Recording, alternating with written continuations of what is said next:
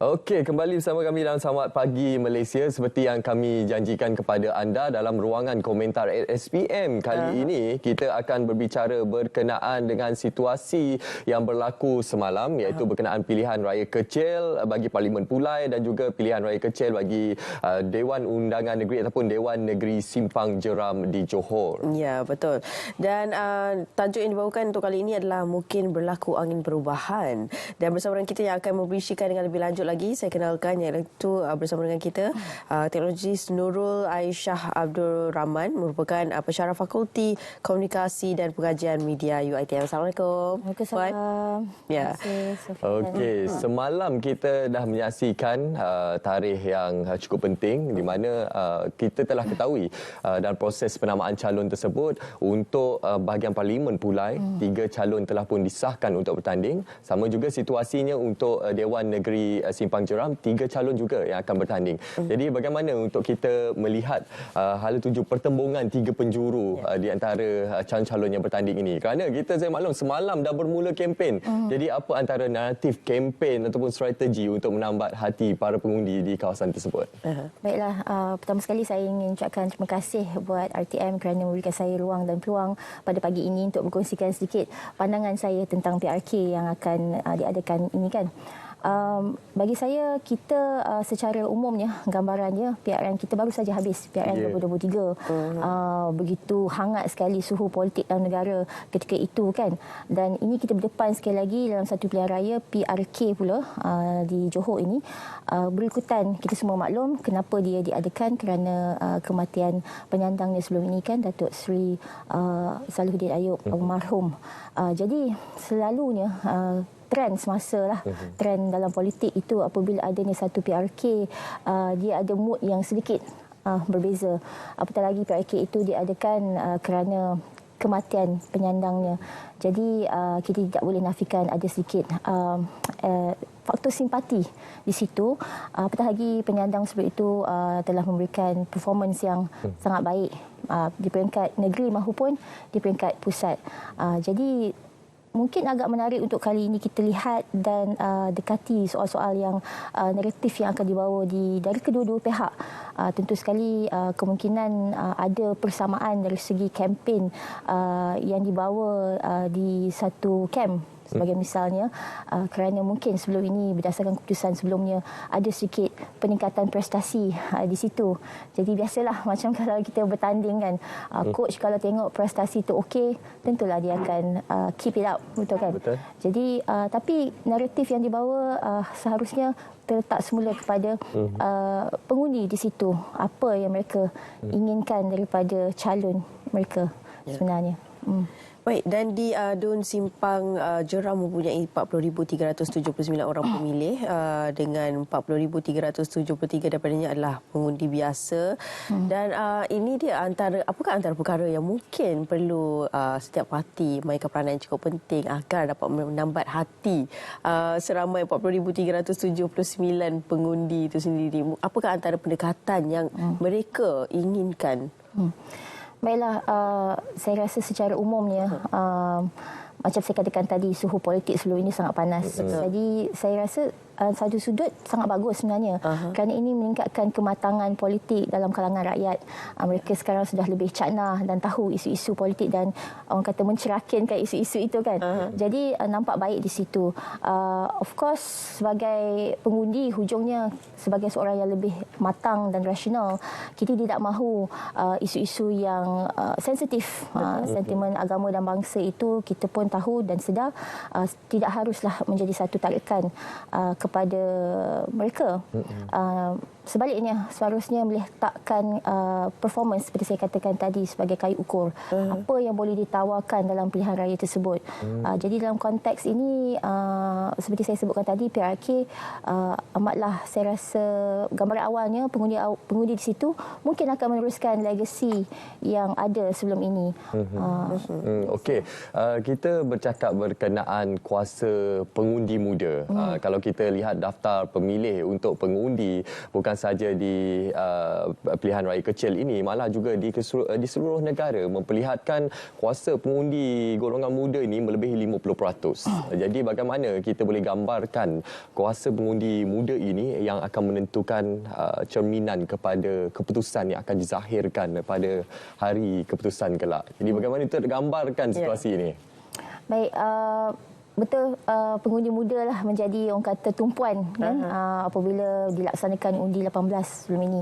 Dan untuk orang muda di luar sana selalunya disebutkan mereka ni kurang sedikit bijaksana apabila menilai isu-isu yang dibawa kan. Jadi saya mungkin mahu serulah supaya janganlah jadi sedemikian rupa.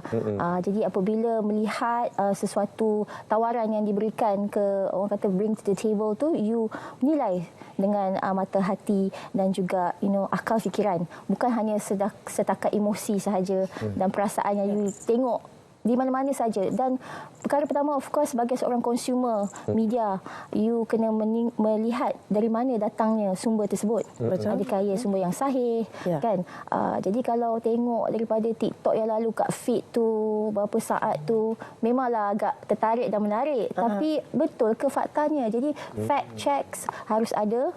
Itu adalah tanggungjawab kita, bukan saja sebagai rakyat khususnya, tapi sebagai pengguna media tersebut. Betul. Bagi saya begitulah orang muda terutama je lah. Baik, bila bercakap tentang orang muda ni Puan, kan antara yang lain juga, iaitu orang muda ni dia susah nak prediksi, unpredictable. Maksudnya mungkin pada awal je sebelum keluar mengundi tu dah target calon-calon tertentu. Tetapi bila sampai di pusat pengundian tersebut, tiba bertukar fikiran. Dan orang boleh dikatakan sebagai undian atas pagar lah maksudnya kan. Jadi bagaimana daripada peranan media sendiri yang akan memberi sebenarnya kesan kepada anak-anak muda ni, sebab kita tahu anak-anak muda ni memang dekat dengan digital platform lah. Dan sebenarnya bagaimana ia dapat memberi impact kepada anak muda itu sendiri? Betul. Itulah saya katakan tadi, dia kena lebih cakna dan cerdik sikit lah kan. Tapi kita tak boleh nak ketepikan terus mereka punya orang kata favourite dia tu, apa yang dia suka, apa yang dia mahukan apabila dia melihat sesuatu atau menilai sesuatu berita contohnya kan. Jadi kalau contoh benda tu, ialah kita tahu politik itu satu isu yang agak berat dan kita katakan dry, boring sikit kan. Jadi mereka rasa macam sukarlah untuk mungkin nak memahami. Mungkin perkara-perkara itu sebenarnya sangat simple bagi orang politik mungkin, bagi kerajaan, agensi kerajaan dan sebagainya. Tapi untuk mereka, apa ni? Mereka tak faham. Jadi mungkin cara pendekatannya kena lebih segar mungkin apabila memberikan sesuatu informasi itu kepada kumpulan inilah terutamanya. Dan kalau kita tahu, kita tengok TikTok kan, style dia a bit upbeat and fun. Hakikatnya begitulah. Kita tak boleh nak salahkan generasi tersebut because this is their time. Ini yang diorang nak. Dan ini adalah generasi yang mudah distracted. Dan dia punya attention span pun sangat rendah. Membaca pun mungkinlah agak kurang sikit, tapi saya tidaklah generalize dan stereotyping benda ni. Tapi ini hakikat dia. TikTok sebagai contoh, memang di situ penuh anak muda. Jadi kedua-dua pihak, terutama sekali daripada agensi kerajaan dan pihak kerajaan, harus orang kata mempergiatkan lagi usaha-usaha untuk memberikan maklumat yang tepat dan sahih. Itu di situlah bagi saya. Okey, bercakap berkenaan kemahuan anak muda ini, bagi pandangan Puan sendirilah, apa antara tawaran-tawaran yang perlu diberikan oleh calon-calon yang bertanding ini? Ialah mungkin ada yang menyatakan isu lokal, ada yang lebih menyentuh kepada isu pekerjaan, isu kos sara hidup. Jadi apa antara mungkin kita boleh cakap trajectory bagi isu yang akan diangkat untuk PRK kali ini? Ya, tentu sekali lagi PRN yang baru habis boleh kita jadikan satu reference tentang apa mungkin pengundi hendak. Tidak boleh kita ketepikan faktanya. Memang ketika itu bacaannya kita rasakan fokus kepada isu tempatan, isu lokal. Jangan bawa isu nasional kan. Tetapi sebaliknya yang berlaku dan kebanyakannya lebih tertarik kepada isu-isu tersebut. Jadi mungkin kali ini saya, bagi pandangan saya lah, haruslah ada keseimbangan di antara kedua-duanya. Kita tak boleh menolak, itulah kehendak yang mereka ingin dengar. Jadi kalau menjawab pada soalan Tuan tadi, orang muda dia nak tahu okey, ada kerja ke? Mungkin apakah peluang pekerjaan di situ akan diteruskan, ada diperbanyakkan. Isu-isu sendiri kita tak boleh ketepikan kerana ekonomi itu memang itulah paling terkesan. Dan dalam keadaan Malaysia ini, isu-isu bread and butter kita sebut masih lagi menjadi tumpuan berbanding isu-isu yang global sebagai contoh kan. Jadi kita masih lagi di situ dan saya yakin pihak kerajaan juga memang sedang giatlah untuk menerangkan isu-isu tersebut, memberikan pakej-pakej yang menarik kepada rakyat khususnya di pengundi tempat PRK Johor. Ya, itu dia. Baik, terima kasih kita ucapkan pada Teknologis Nurul Aisyah Abdul Rahman selaku pensyarah Fakulti Komunikasi dan Pengajian Media UiTM. Terima kasih banyak Puan. Terima kasih. Sama-sama. Okey, ini gambaran awal kita. Kita baru dalam fasa pertama untuk pilihan raya kecil bagi Parlimen Pulai dan juga Dewan Negeri Simpang Jeram. Okey, seterusnya kita nak bawa anda ke cerita pagi Sarawak iaitu showcase Aku Negaraku di Limbang FM. Katanya rakan pelapor kita yang sudah pun bersedia di sana iaitu Dalini Jupar Ali. Silakan.